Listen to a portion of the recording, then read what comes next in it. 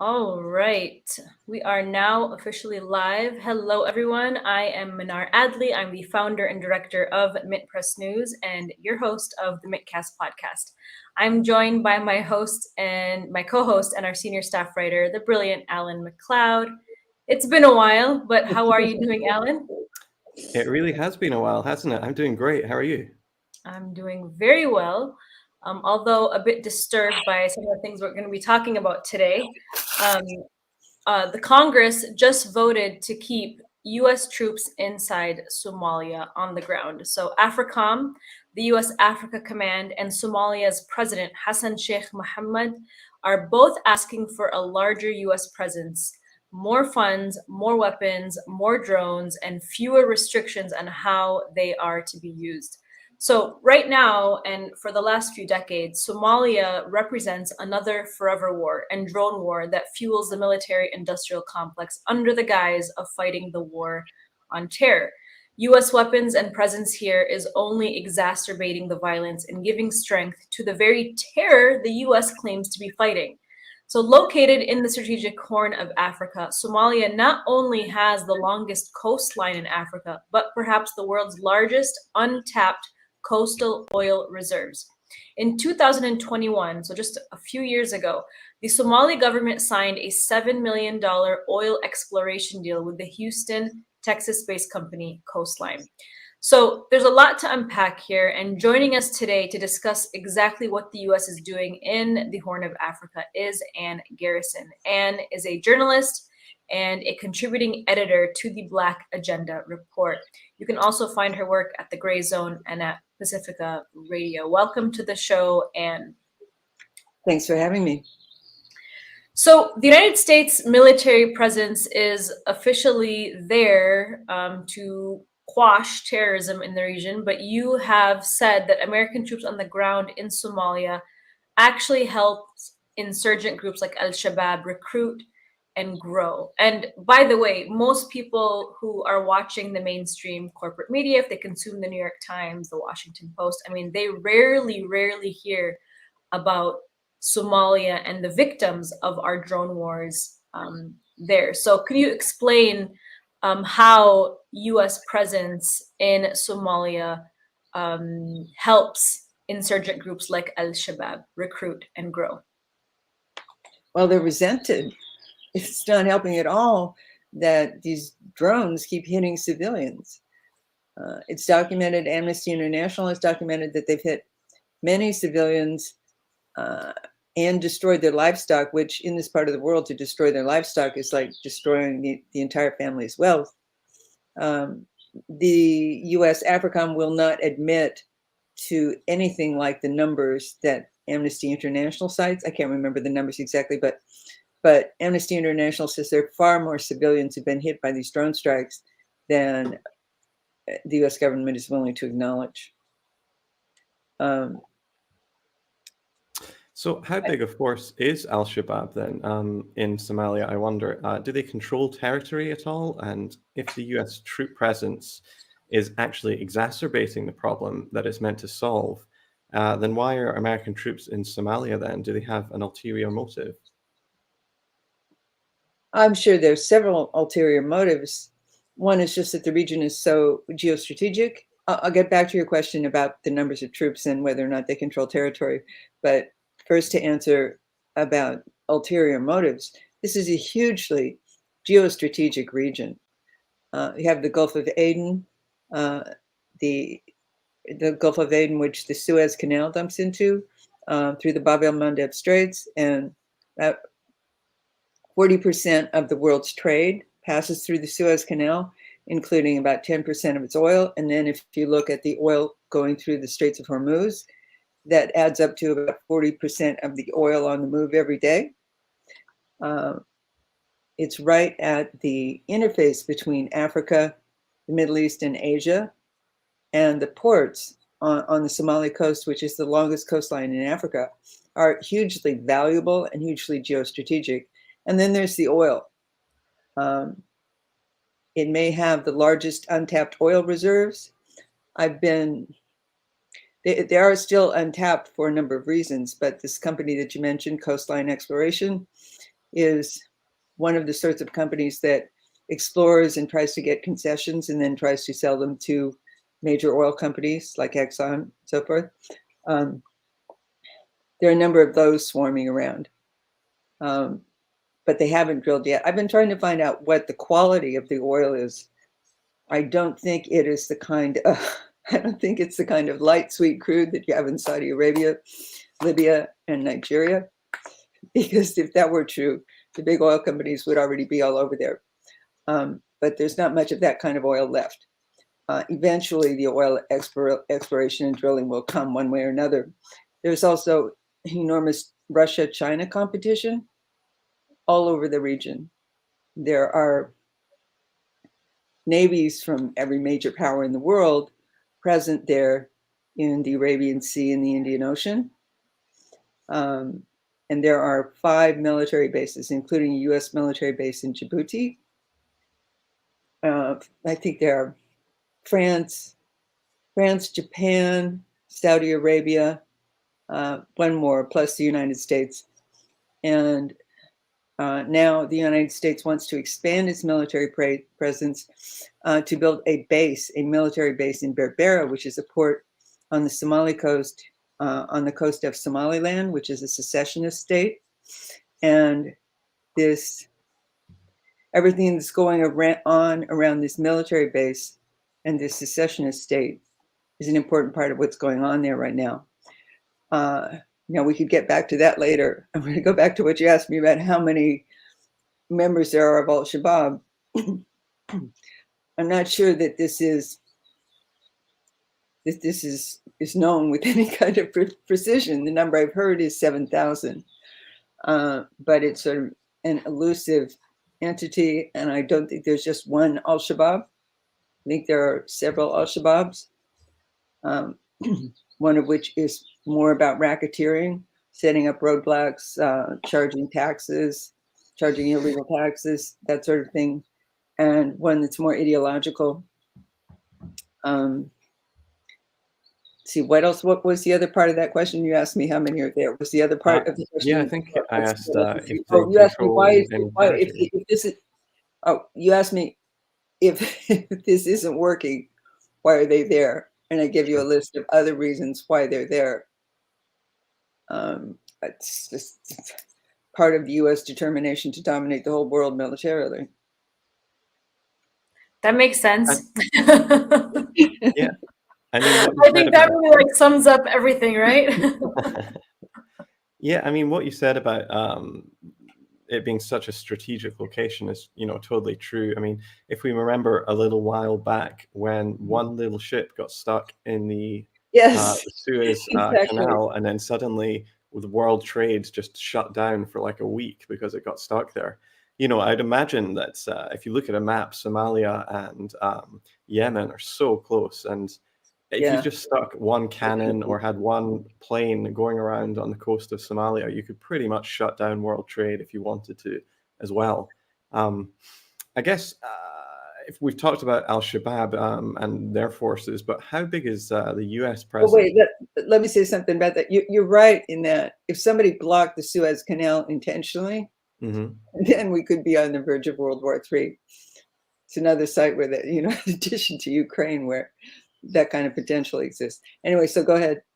I mean, that's exactly where Saudi oil goes to for the international community. Yeah. Well, we've talked about Al-Shabaab and their presence. What about the US presence in Somalia? How big is that? You wrote that US troops in the country have risen steadily to about 900 now, but do you think it will stop there, or could the US presence keep expanding? And furthermore, what are they actually doing in Somalia right now? Well, first, with regard to the size, when in May 2022, Biden said he was going to reintroduce troops into Somalia. Trump had pulled them out. Really, he just pulled them into Kenya and Djibouti, but he had pulled them out of Somalia. He was still drone bombing. Trump was still drone bombing, but he pulled the troops out. And in May 2022, when Biden said he was going to reintroduce them, there was an account in the New York Times. And of course, because it was the New York Times, they released, they had White House sources say, anonymous White House sources say, meaning that was what they wanted. They wanted us to know. And they said that the number was expected to be capped at 450. But here now, a year later, in this hearing that Matt Gaetz forced on the forever war in Somalia, he and Ryan Zinke both said 900. So that's double the original cap. And it actually had not been reported before suddenly Zinke, first Gaetz and then Zinke said that in the hearing on the vote to withdraw troops. So that's a significant escalation in itself. And Zinke made this speech about how we need more. We need all this support. We need communications. We need medevac. We need all kinds of support for these troops who are there. And went on about, his usual line about how we have to fight them over there. We're going to have to fight them here, which is preposterous. So it's looking like escalation on all sorts of fronts. Africom asking for more, the president of Somalia asking for more, Ryan Zinke asking for more. Plus, you have to consider that there are military contractors swarming all over the place. There's a green zone, something equivalent to the green zone in Iraq, in Mogadishu, that's rife with military contractors. And a lot, I read a study yesterday published by Cost of War, the Cost of War Project at Brown University. And there are a lot of problems I had with this study, but it had done really careful work about how much money is going into this. And one of the main things it concluded is that nobody knows. In part because the accounting is just not such that it's fully possible to determine. It's not all disclosed, and a lot of it is going to military contractors. You mentioned the president earlier, Hassan Sheikh Mohammed. We were actually talking off air about him and why he is, asking for the U.S. to come in. What are his reasons for wanting U.S. troops in his country?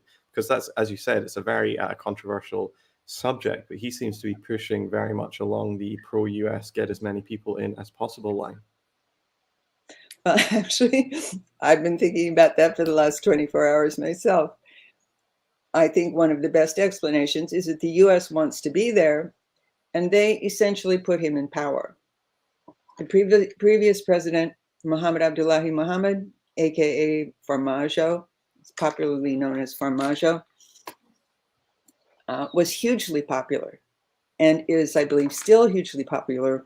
And one thing that I believe so many people have told me this, and there's so much supporting evidence that Farmajo is hugely popular. And if a one person, one vote election were held today, he would be elected in a landslide.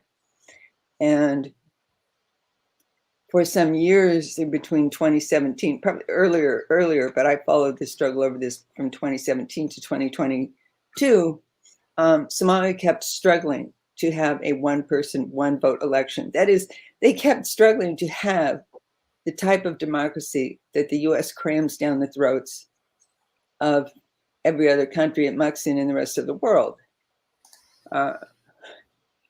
Not that it promotes, honest one person, one vote elections or one person, one vote elections that aren't then manipulated, but that's the system it's constantly promoting.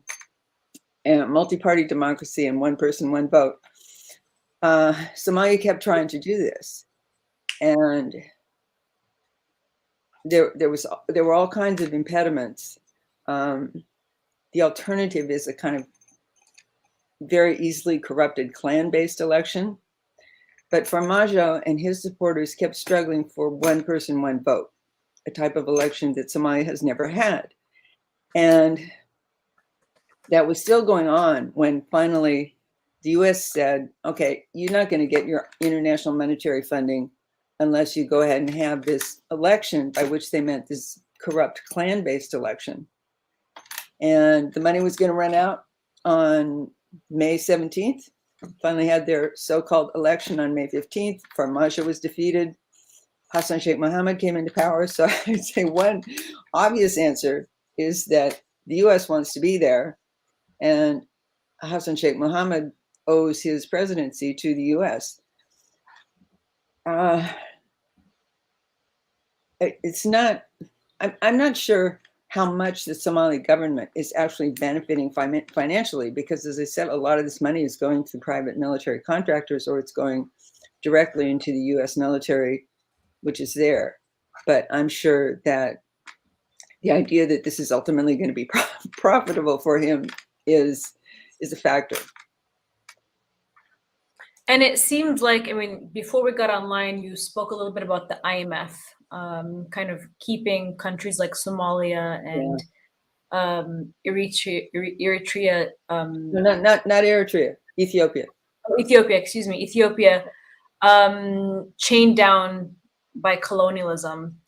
And so how is that working for Somalia? What is the relationship between the IMF and Somalia right now? Well, I think Somalia is totally dependent on the IMF. This loan that they were not going to get in May 2022 was needed to pay soldiers' wages and essential services. And the IMF debt and other foreign debt is one of the biggest traps and one of the biggest dilemmas in Africa.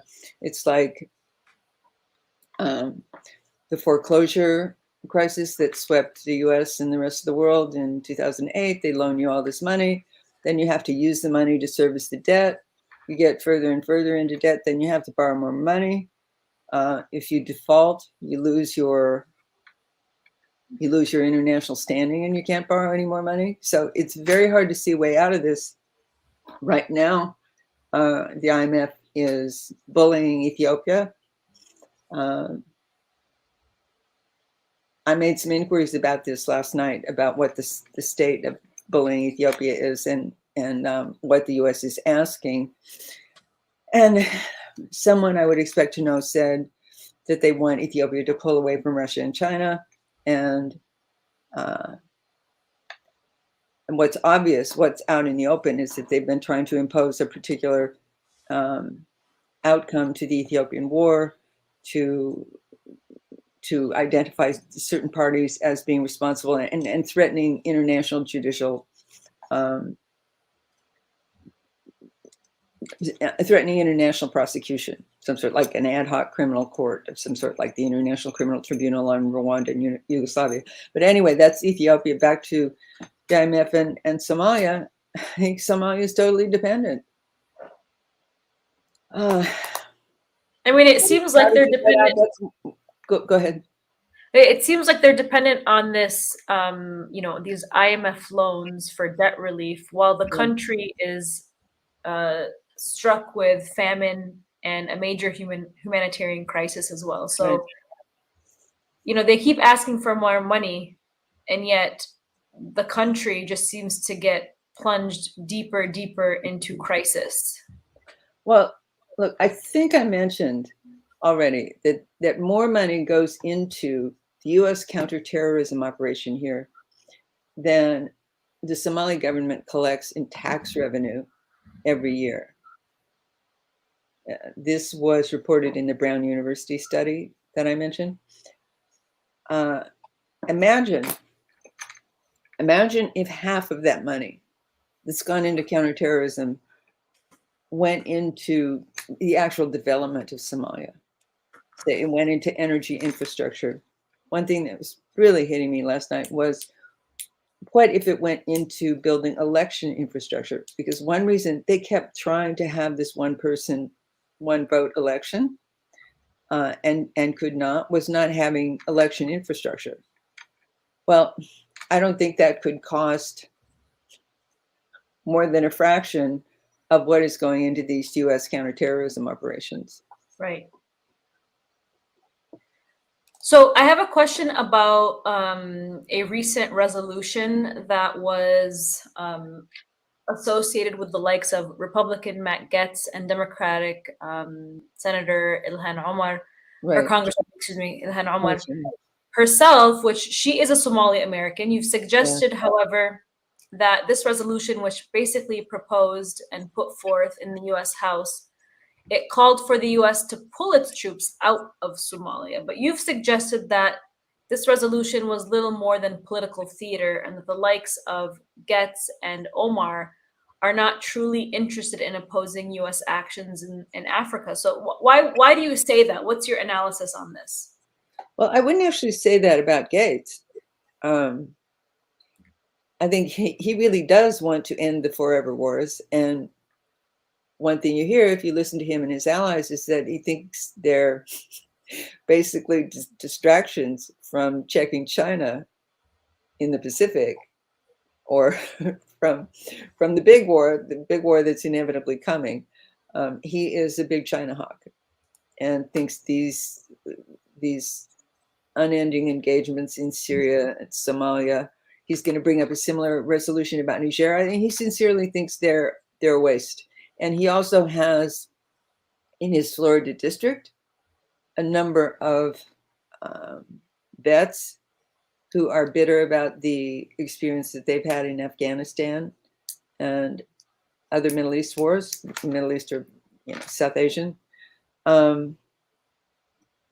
So he gains some political advantage there, but also I think for both of them, they had to consider, they're considering the upcoming election.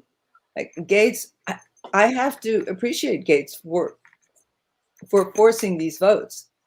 By forcing these votes, he's actually reminding people that there are 900 troops in Syria. Now it came out, which we didn't know, 450 had been the last number cited. Now we know there are 900, and that in Somalia, 900 in Somalia. If I didn't say that, let me repeat that. I think I did. 450 was the number cited by the New York Times when, in May 2022, Biden said that he was going to reintroduce troops. The New York Times said the number would be capped at 450. It just came out. It hadn't been published or announced anyplace else that there were now 900. But Gates and Zinke both said that in the hearing. And as I said, I'm sure I said that Zinke said we needed more. Now, remind me, where were we? What was the last question? I would love to know about Ilhan Omar and why. About that. Yeah. And Ilhan Omar, she had to answer to. She has both her Somali American community to answer to in Minneapolis, and some of our tiny anti-war community. I know that they both put pressure on her to vote no, and it was strange that she was so silent. You would expect her, as a Somali American, to be the most vocal representative about this. And if she were truly opposed to US wars, she would be the person who had introduced the resolution. She would have introduced a stronger resolution. She would have gone to the press and spoken out about it, instead of leaving that to Gates, an immigrant bashing, Trump supporting China hawk. She did not do that, but she ultimately voted in favor of it, in favor of withdrawing, as did the rest of the squad. Only about half the Progressive Caucus could have, if you look at the numbers, that the Progressive Caucus is just over 100 members, and only some 50-some voted to withdraw from Syria and then voted to withdraw from Somalia. So at best, half the Progressive Caucus did. But by forcing this vote, Gates was forcing Republicans and anyone else voting for them to answer to the voters in 2024 about why they're still supporting these forever wars. And that would be particularly significant to the America First community that Gates shares with Donald Trump. Someone like Ilhan Omar also has said some of the tiny US anti-war community to answer to. It's really interesting. Ilhan Omar is an interesting person because, she came out swinging right away when she became a congresswoman. Yeah. against money in politics, and yet Yeah. she did, after joining the Foreign House, it was the Foreign House Committee, she supported sanctions against certain countries. She has pushed Russophobia stuff, Russiagate narratives. And so I think on the anti-war front, she's quite establishment when it comes to the Democratic Party stances on a lot of things. She's quite And even voted for weapons sales to Israel. So oh, yeah. I mean, I didn't notice that she did that. It's amazing how much trouble she got into. She lost her seat on House Foreign Relations Committee. She was on the House subcommittee, the Foreign Relations Subcommittee on Africa. I don't believe she actually supported sanctions. She did vote for sending billions to Ukraine. I believe she voted against sanctions in Russia, and I believe generally she takes a stance against sanctions. But she did a lot of other other things that shouldn't have been done, other dastardly things on that House Foreign Relations Subcommittee on Africa.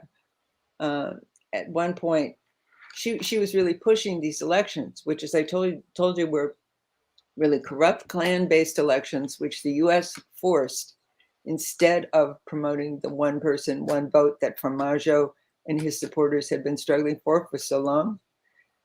It's just amazing. That's one of the things I think people should most understand.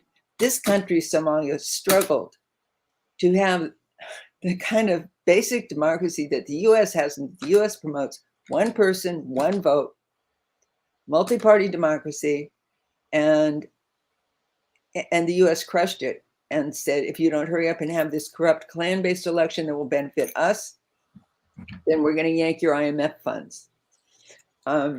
She was pushing that as well. She was demanding that Formaggio step down, that he'd been there too long. His term in office and the term of the whole parliament had been extended because they kept going back and forth, struggling about the attempt to have this one person, one vote election.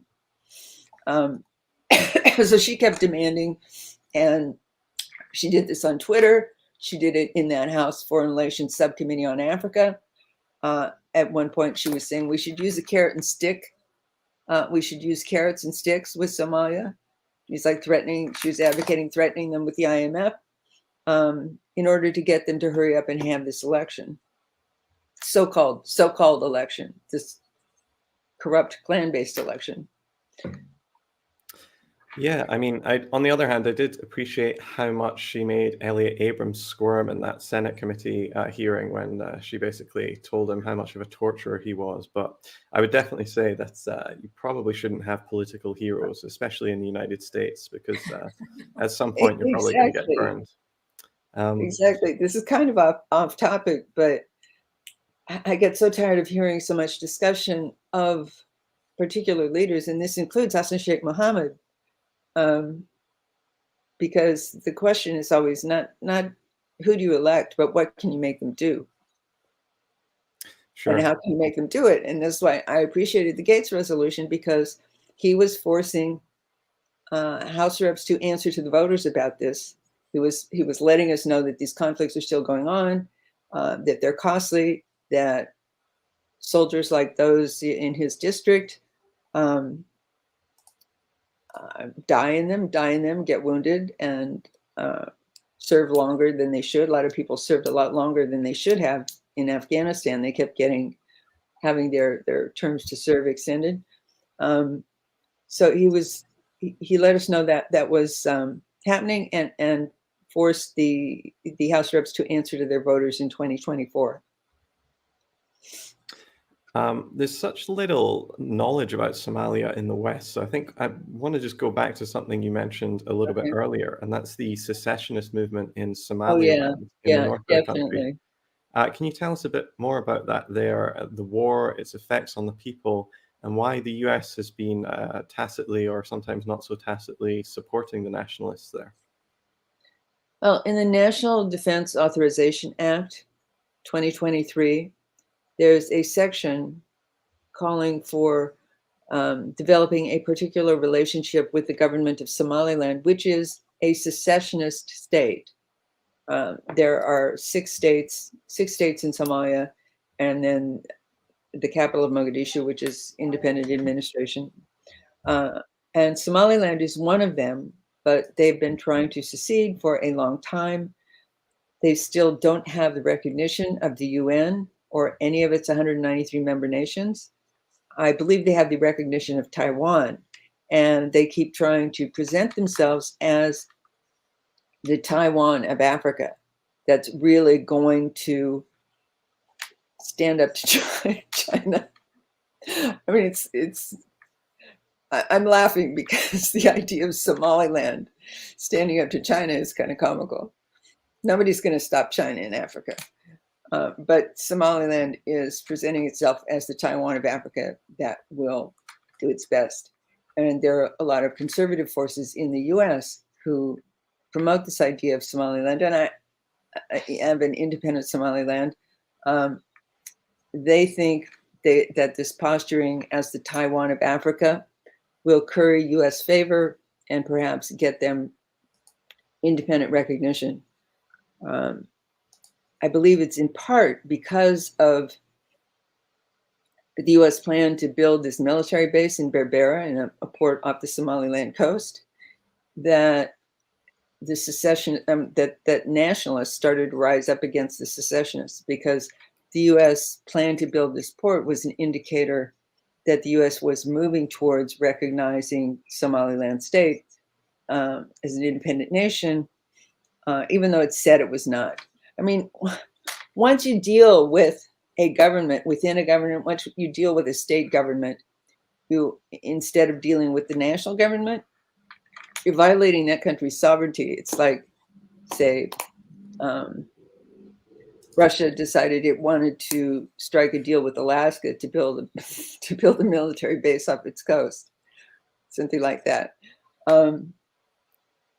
But this national struggle started in a border region called Sulsanag and Kain, and particularly in a city, the city of Lasanag, which has a long nationalist history. But that was right on the border. And something very interesting that's happened this week is that there's been a nationalist uprising deep within Somaliland, way beyond its border region with the other states, and in a sort of Netherland that's constantly being contested. This was deep within Somaliland, and some people have been killed. There's been a violent reaction, but these are people saying they are Somalis. They believe in the Somali nation. They want to have a country. They don't want to split off into what, another oil republic or a bunch of oil republics like the UAE, which is one of the possibilities here. There's always a threat that Somalia will actually break up formally. At this point, a good friend and one of my best sources, Abdi Samad, he told me that Somalia is nothing but a flag and a seat at the UN. Because the central government is so weak. I mean, consider this. There's a secessionist struggle going on in the north of the country. People are getting killed. Hundreds of thousands of refugees have moved into Ethiopia, and the federal government is doing nothing. I think one reason is that all the money in the foreign support is about fighting al-Shabaab, because the US and to some degree the rest of the West have encouraged this Taiwan of Africa, independent Somaliland idea. They're not encouraging Hassan Sheikh Mohammed to do anything about it. But could he? Doesn't seem like he has the firepower to do it if he wanted to. He's not really in control of this fight against al-Shabaab. The US is. And imagine you have a secessionist struggle going on in your country and you don't even try to stop it. That's how weak the national government is.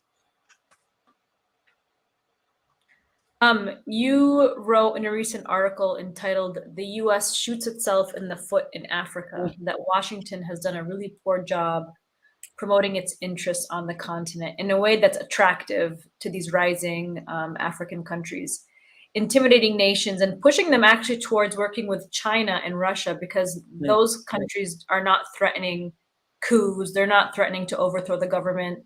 They're, especially with China, they are offering these very poor countries to build schools, hospitals, and modernize the countries in a way where there's more multipolarity. So could you explain that for us? And can we start to dream of a day when U.S. domination of Africa is a thing of the past? Yeah, well, like I said, nobody's going to stop China in Africa. And one thing to understand about China in Africa is that China is resource poor. The United States is at this point relatively resource poor as well, because it's so many of its resources have already been mined out. But China is resource poor, so is the United States. So African resources are securing African resources are an existential imperative for them. That's not true of Russia, which is so resource rich that there are only a few things it needs. It needs the bauxite in, I believe it's Guinea. But although, naturally it has business interests who are interested in going in and profiting in Africa, it's not, like I said, so much the existential imperative that it is in China.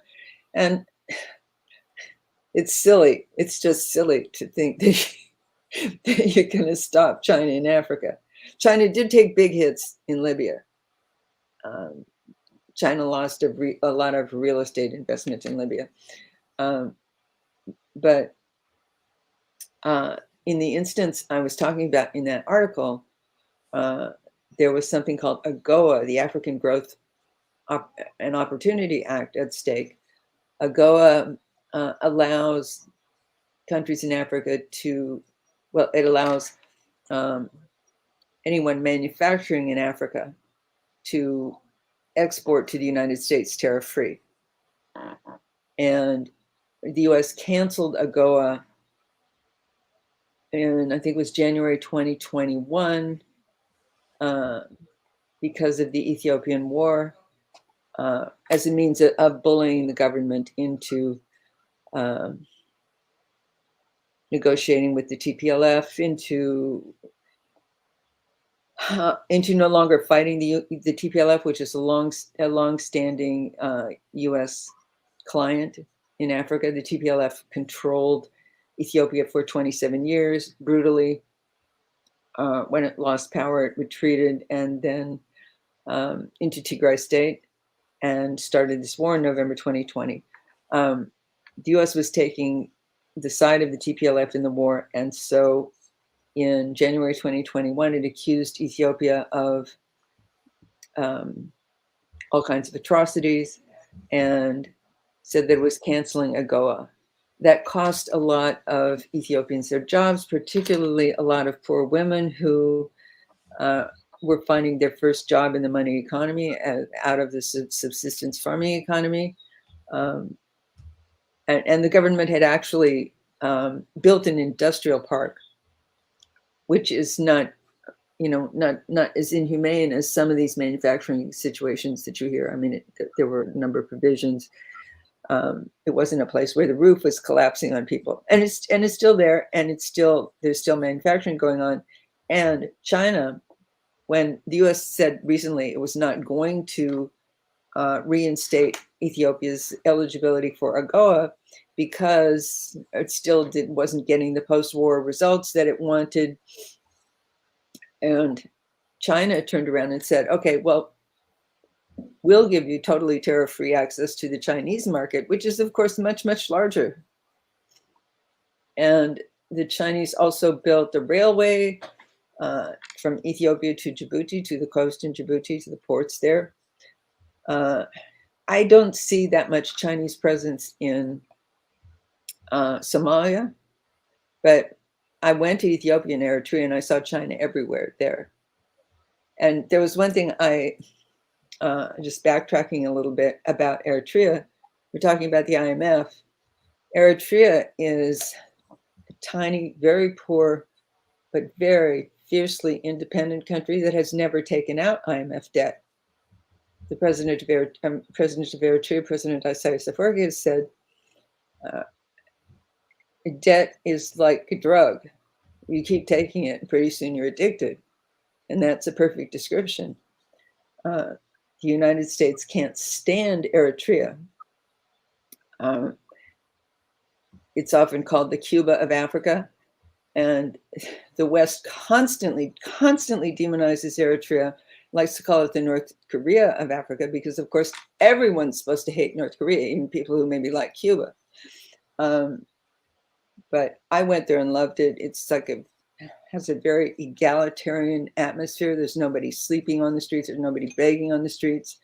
The people running the government are very modest people driving old cars.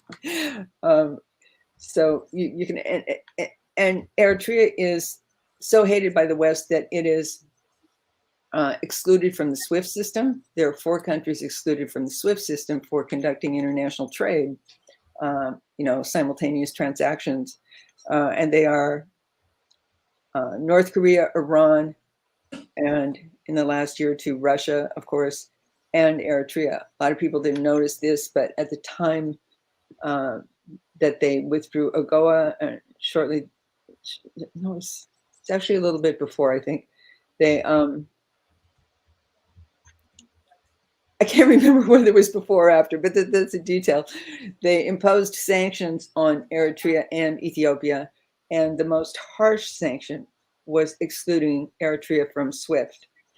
And to take this back to Somalia, the reason for a lot of the US aggression here, particularly since Biden came back into office, is that in 2018, when the TPLF was driven from power and Abiy Ahmed came to power, and he won the Nobel Prize for negotiating peace with Eritrea. There'd been a long-running war between the TPLF-led Ethiopia and Eritrea, particularly really between the TPLF and Eritrea. And he won the Nobel Prize for that. And shortly after negotiating peace with Eritrea, he and the Eritrean President Isaias Afwerki and Farmajo, the then president of Somalia, whom I have told you was hugely popular and would still probably win in a landslide if a one-person, one-vote election were held today, they negotiated a tripartite agreement to cooperate culturally, in development and in security, and in trade. And the US couldn't stand this kind of independence emerging in the Horn of Africa, in this hugely geostrategic region. And so it backed this war in Ethiopia. It got Farmajo out of power. Eritrea and the president of Eritrea are still standing because, as I said, it's so fiercely independent that it is less vulnerable. Particularly, it is less vulnerable because it doesn't take all this foreign aid and IMF funding.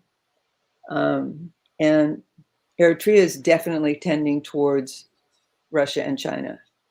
I saw China everywhere in Eritrea. I mean, like doing business, and Eritrea repeatedly votes against censuring Russia in Ukraine, about Ukraine. There are usually a handful of African countries who abstain, and Eritrea is the one that always votes against these resolutions at the UN to censure Russia. So of course they're hated more and more.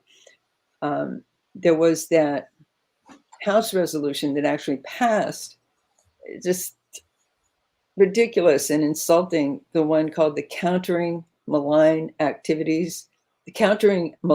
Russian Activities in Africa Act. This was put forward by Gregory Meeks, and it actually passed. Ilhan Omar voted for it, yes. And no, this just basically said that Africa wasn't supposed to have anything to do with Russia. that it wasn't supposed to allow Russia to be involved in extracting African resources, and then it mustn't it mustn't be voting with Russia on the UN Security Council or in the General Assembly. People were so insulted that there was quite a reaction to that, particularly by the South African, I think she's the foreign minister, but one of the top people in the South African cabinet really just let I can't remember whether it was Biden or Blinken, but it was Blinken. When Blinken was in Africa, that South African minister really let him have it about that act, and said, well, we hope this isn't going to pass in the Senate, and fortunately, it did not. But people don't like being told what to do. Something aside from all, the concrete things like carrots and sticks, like aid and the International Monetary Fund loans, people just don't like being told what to do. Well, and it seems like the struggle against colonialism is continuing in these countries. Oh, yeah.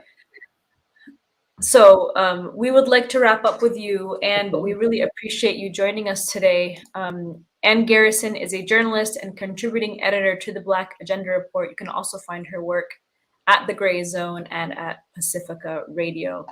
And we also just recently interviewed the grandson of Nelson Mandela, Nkosi Mandela, and that interview should be going up later today as well, in light of what's happening in Gaza with Israeli warplanes targeting civilians. I mean, they've killed entire families in their sleep. So we've got some good content coming out for that as well.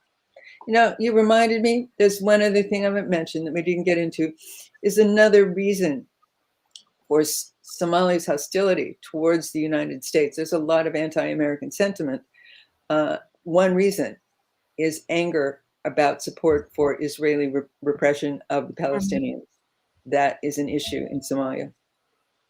Well, it seems like the general population across Africa stands in solidarity with Palestine, and more countries are standing up to Israeli apartheid, including South Africa. I mean, what they're doing is really incredible. But as long as the U.S. Dominates, there will be no accountability for Israeli aggression, considering Israel. Yeah. And Israelis showed up at some point. Israel got observer status at the African Union, which caused a big controversy. There are a lot of people unhappy about it, and their delegates showed up at the last meeting of the African Union, and they kicked him out. Good. That's right. And I think what's really, I mean, Africa is definitely rising against colonialism like I've never seen them before. And so that's something definitely to applaud. But anyways, Anne and Alan, thank you guys for being here. And until next time, we will talk to you soon. Okay, thanks. Yep, bye-bye. Nice to finally meet you.